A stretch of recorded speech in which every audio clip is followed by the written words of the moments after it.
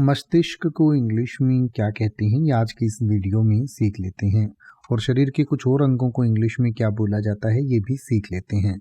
मस्तिष्क को इंग्लिश में ब्रेन कह सकते हैं, BRAIN ब्रेन। माथा को इंग्लिश में फोरहेड कहते हैं। सिर को इंग्लिश में हेड कहा जाता है।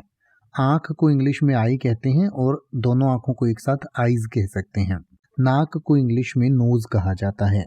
मुंह को इंग्लिश में माउथ कहते हैं। चेहरे को फेस कहा जाता है। कान को इंग्लिश में ईयर कहते हैं। गला को इंग्लिश में आप थ्रोट कह सकते हैं।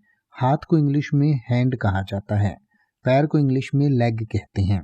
बाल को इंग्लिश में हेयर कहा जाता है, HAIR हेयर। गर्दन को इंग्लिश में नेक कहते हैं, NECK नेक।